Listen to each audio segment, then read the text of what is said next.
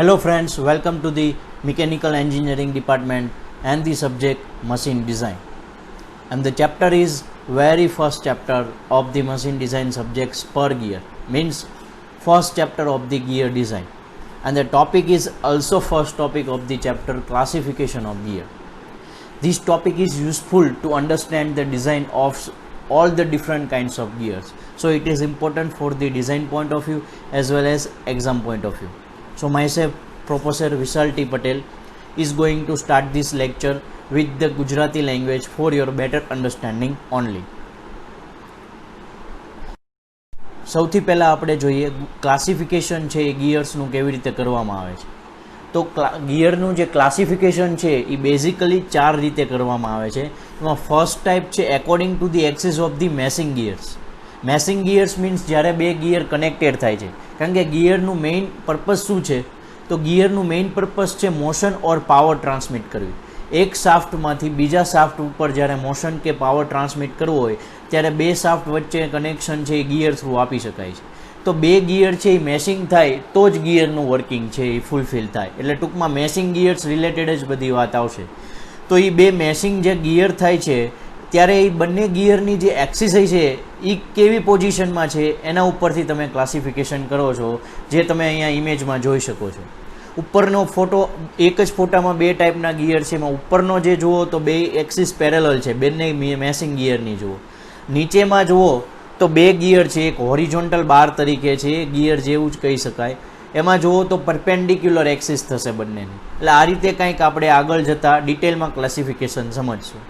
અત્યારે હું તમને ખાલી શોર્ટ ફોર્મમાં કહું છું કે કઈ રીતે ક્લાસિફાય થાય.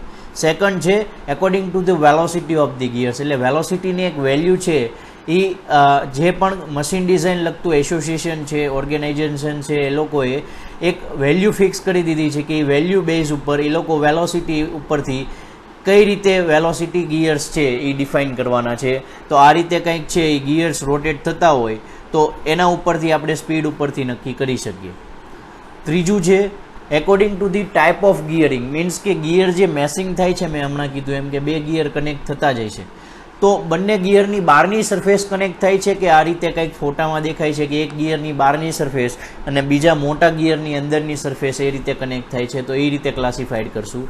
અને લાસ્ટ ફોર્થ છે according to the position of teeth on gear. એટલે કે ગિયર સરફેસ ઉપર ટીથ છે એ કેવી રીતે રાખેલા છે. એટલે કે અમુક સ્ટ્રેટ ટીથ તમને જોવા મળશે, અમુક ઇન્ક્લાઇન ટીથ જોવા મળશે, અમુક કર્વ ટીથ જોવા મળશે. એ જ રીતે તો સ્ટ્રેટ ટીથ હોય તો શું કહેવાય, ઇન્ક્લાઇન હોય તો શું કહેવાય, એ આગળ જતાં મેં કીધું એમ ડિટેલમાં ક્લાસિફિકેશન જોઈએ. તો બેઝિકલી આ રીતે 4 રીતે તમારે ગિયરને ક્લાસિફિકેશન કરવાનું છે. તો આપણે વન બાય વન હવે ડિટેલમાં જોઈએ. સૌથી પહેલાં આપણે લઈએ according to the position of axis. એટલે કે બંને ગિયરની જે એક્સિસ છે એ કેવા ફોર્મમાં પોઝિશનમાં છે જ્યારે એ મેશિંગ થતું હોય ત્યારે એના માટે.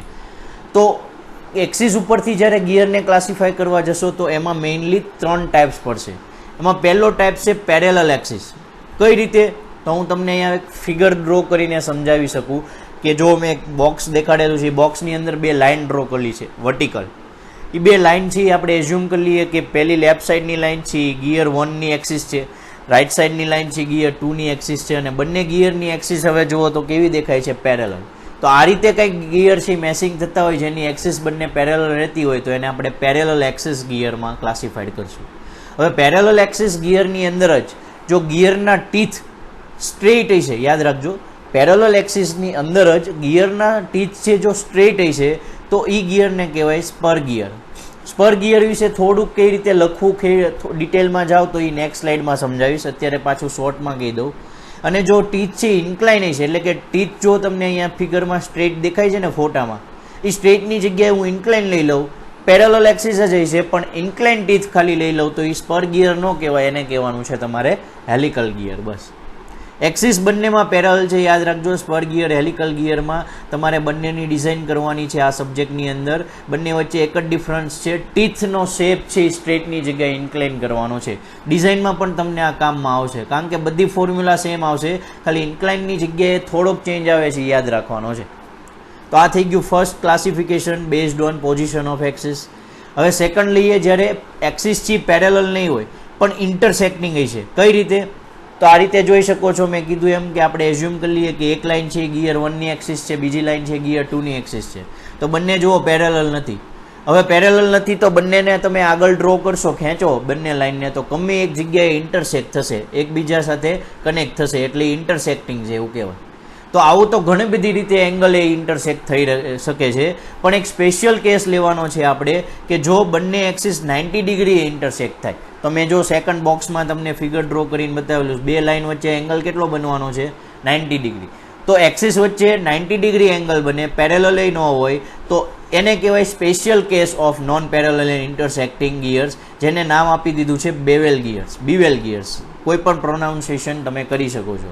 તો આ રીતે તમે ફોટામાં જોઈ શકો છો કઈ રીતે એક્સિસ છે. જો એક નીચેનો જે ગિયર છે એની એક્સિસ વર્ટિકલ થવાની છે, એની ઉપર ગિયર છે એની એક્સિસ હોરિઝોન્ટલ થવાની છે, બંને 90 ડિગ્રી ઇન્ટરસેક્ટ થશે. રેડી. હવે આપણે થર્ડ ટાઈપની અંદર જઈએ, non parallel and non intersecting. આ થોડુંક 3Dમાં તમને બતાવવું પડે, જેટલી કરીને હું નથી બતાવી શકતો. 3Dની અંદર કેવું હોય કે એક્સિસ છે એ હોરિઝોન્ટલ છે, બીજી એક્સિસ વર્ટિકલ છે, પણ બંનેની ઇન્ટરસેક્ટ નહીં કરે. શું કામ? કારણ કે ઘણી બધી દૂર રહી છે, ત્રીજી એક્સિસની અંદર ડિસ્ટન્સ હોય છે, જે 3Dમાં કહું છું એ જ, જેને કહેવાય સ્પાઇરલ ગિયર. અને સ્પાઇરલ ગિયરની અંદર એનું સ્પેશિયલ નામ આપવામાં આવશે જ્યારે હું ડિટેલમાં સમજાવું તમને. તો ટૂંકમાં આ શોર્ટમાં મેં તમને according to the position of એક્સિસનું ક્લાસિફિકેશન સમજાવ્યું. યાદ રાખજો, આ ચારે ચાર અલગ અલગ ચેપ્ટર પ્રમાણે અલગ અલગ ચારે ચારની ડિઝાઇન આવે છે.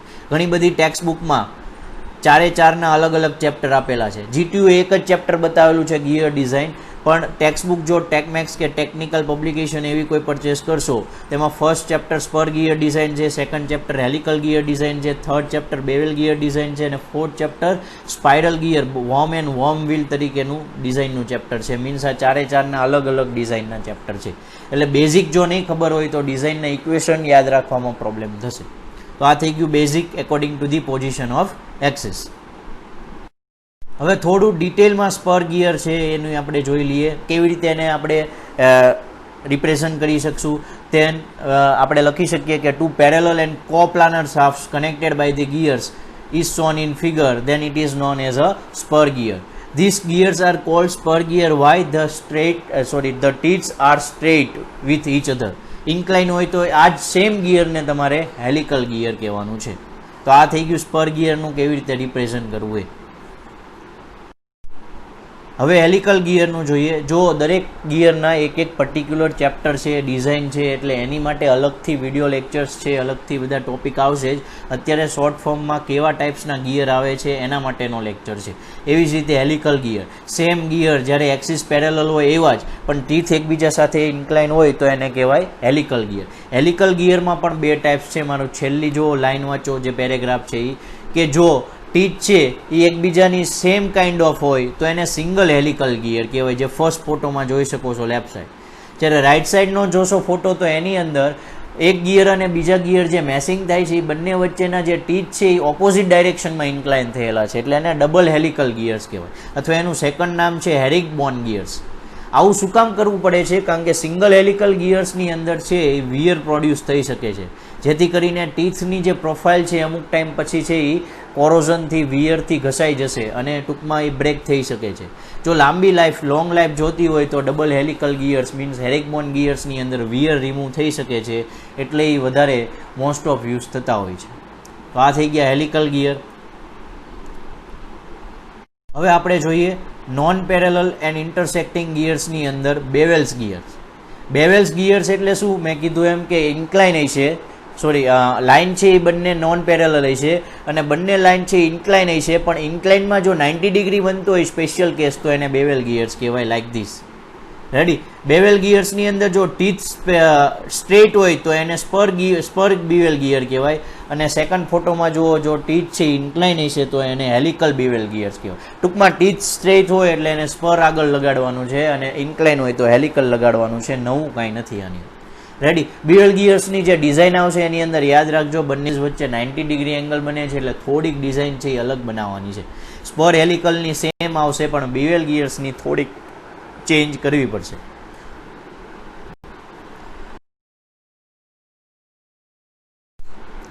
હવે જોઈએ આપણે ઇન્ટરસેક્ટિંગ નહીં હોય, પેરેલલ તો નહીં જ હોય, ઇન્ટરસેક્ટિંગ પણ ન થતી હોય તો એને કહેવાય સ્પાઇરલ ગિયર્સ. સ્પાઇરલ ગિયર્સનું જો એક્ઝામ્પલ લઈ લો તો 2 ગિયર તમને દેખાય છે, એમાં નીચેનો ગિયર જુઓ એની એક્સિસ હોરિઝોન્ટલ છે, ઉપરની ગિયર જુઓ તો એની એક્સિસ હોરિઝોન્ટલ છે, પણ બંનેની એક્સિસ હોરિઝોન્ટલ અલગ છે કંઈક, અને કોઈ દી ઇન્ટરસેક્ટ નથી થવાની, કારણ કે બંને વચ્ચે વર્ટિકલ ડિસ્ટન્સ છે પાછું. એટલે આને કહેવાય non parallel and non intersecting gears. અને સ્પેશિયલ કેસમાં એને નામ આપણે આપી શકીએ વોર્મ એન્ડ વોર્મ વ્હીલ. અહીંયા તમને જે ફોટો દેખાય છે એમાં ઉપર જે હોરિઝોન્ટલ રોડ દેખાય છે જેની ઉપર ટીથ દોરેલા છે એને વોર્મ કહેવાય, અને નીચેનો જે પોર્શન છે રાઉન્ડ એને વોર્મ વ્હીલ કહેવાય. તો વોર્મ એન્ડ વોર્મ વ્હીલનું તમારે એક ચેપ્ટર આવે છે જેની વાત તમારે આની ડિઝાઇન કરવાની છે. તો આ બેઝિક એનું યાદ રાખજો. તો આ થઈ ગયું first classification according to the position of axis of the messing gears. 4 પ્રકારના આ ગિયર્સ તમારે યાદ રાખવાના છે. હવે આપણે સેકન્ડ ક્લાસિફિકેશનમાં આવીએ. સેકન્ડ ક્લાસિફિકેશન છે according to the peripheral velocity of the gear. જો 2 ગિયર મેસિંગ થતા હોય છે ને ત્યારે એક ગિયર જે સ્પીડે રોટેટ થતું હોય ને બંનેની એંગ્યુલર વેલોસિટી કંઈક અલગ હોઈ શકે, પણ લિનિયર વેલોસિટી બંનેની ઓલવેઝ સેમ જ હોય તો જ મેસિંગ થઈ શકે. નહીંતર એક રાઉન્ડ એ પૂરો નહીં કરે અને એક ગિયર છે એ બીજા ગિયરના કનેક્શનમાં નહીં રહે, છટકી જશે ટૂંકમાં.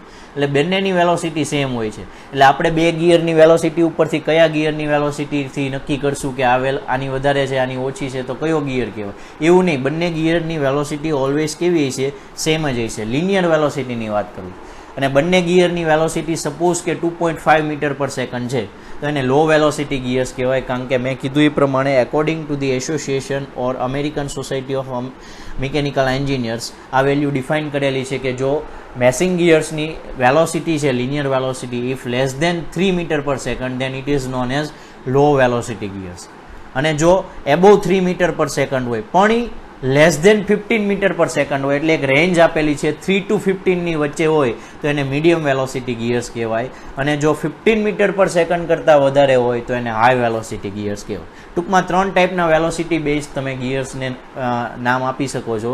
3 કરતાં ઓછો હોય તો લો, 3 to 15 વચ્ચે હોય તો મીડિયમ, એન્ડ 15 to હાયર હોય તો હાઈ વેલોસિટી ગિયર્સ. તો આ થઈ ગયું according to the peripheral velocity of the gears. હવે જોઈએ according to the type of gearing. Type of gearing એટલે શું કે ગિયરના જે કનેક્શન થાય છે એમાં ગિયરની બંનેની બહારની સરફેસ કનેક્ટ થાય છે કે એકની અંદરની સરફેસ કનેક્શન છે એ રીતે.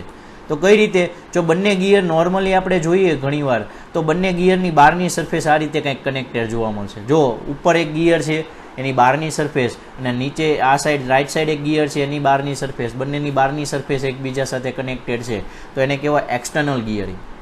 જો તમે આવું જ કંઈક ગિયર કનેક્શન છે આ રીતે બતાવી દો, સેકન્ડ ફોટોમાં જુઓ એ એક ગિયરનો મોટો જે ગિયર છે એનો ઇન્ટરનલ પોર્શન કનેક્શનમાં છે અને અંદર નાનો ગિયર છે એનો બહારનો એક્સટર્નલ પોર્શન કનેક્શનમાં છે. તો આ જે રીતે ગિયરિંગ કનેક્શન પ્રોવાઈડ થાય છે એને કહેવાય ઇન્ટરનલ ગિયરિંગ, કારણ કે બંને ગિયરિંગમાં જુઓ તો થોડોક ડિફરન્સ છે. અને બંને કરતાં અલગ જ ગિયરનું જ્યારે કનેક્શન થશે તો આ રીતે થતું હોય તો એને કહેવાય રેક એન્ડ પિનિયન. એમાં જે નીચે રેક્ટેન્ગ્યુલર બાર જેવો દેખાય છે જેની ઉપર ટીથ બનાવેલા છે એને કહેવાય રેક, જેની મોશન છે એ હોરિઝોન્ટલ લિનિયર હશે કારણ કે એ રેક્ટેન્ગ્યુલર પોર્શન છે, અને ઉપર જે રાઉન્ડ પોર્શનમાં ગિયર જેવો જ દેખાય છે રાઉન્ડ એને કહેવાય પિનિયન.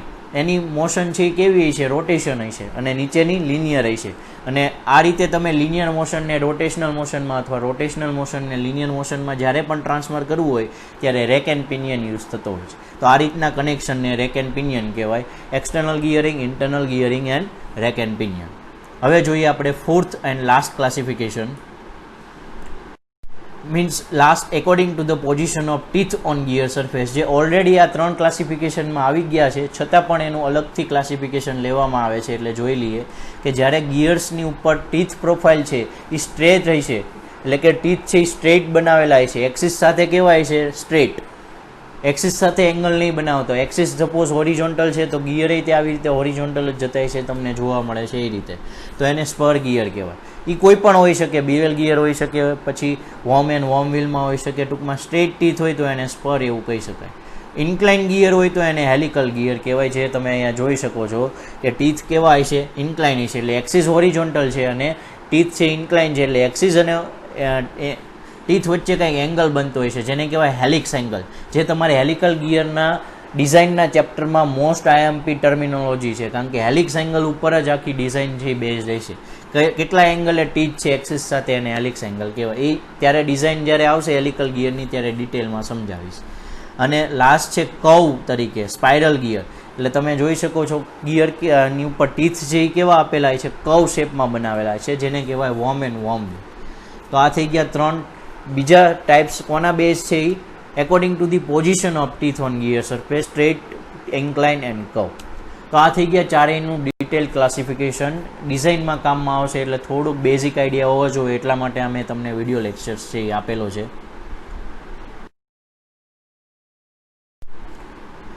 આ છે એ ઓવરઓલ બધા ગિયર એકસાથે મેં તમને બતાવી દીધા, જેથી કરીને તમને એક બ્રીફ આઈડિયા લેવો હોય તો તમને આની ઉપરથી આવી શકે કે કઈ રીતે બધા ગિયર્સ છે બતાવવામાં આવે છે. ઓકે, તો આ વિડીયો આઈ હોપ તમને સમજાણો હોય છે. Thanks for your attention to the video lectures. Basic છે એટલે સમજાણું હોય તો તમને થોડું ઘણું હેલ્પફુલ થશે, નહીં તો ફરી પાછું જ્યારે હું તમને ડિઝાઇન લેક્ચરમાં કહીશ કે આવું કંઈક છે ત્યારે તમને નહીં ખબર હોય, પાછું આ તમારે જોવા આવવું પડે એવું બને. એની કરતાં અત્યારે વ્યવસ્થિત જોઈ લો. જો તમને આ વિડીયો છે એ સમજાઈ ગયો હોય તો લાઇક ધીસ વિડીયો અને શેર કરો બધા સાથે, જેથી કરીને બધાને આઈડિયા વિશે, આ ક્લાસિફિકેશન ઓફ ગિયર વિશે જાણવા મળે. એન્ડ સબસ્ક્રાઈબ કરવાનું ભૂલતા નહીં. સબસ્ક્રાઈબ અવર GTU સ્ટડીઝ ચેનલ. અને શોર્ટ ટાઈમમાં જ તમારે કોઈ પણ MD રિલેટેડ કોઈ મટીરિયલ જોતું હોય તો વિઝિટ કરી શકો છો www.gtustudies.com. થેન્ક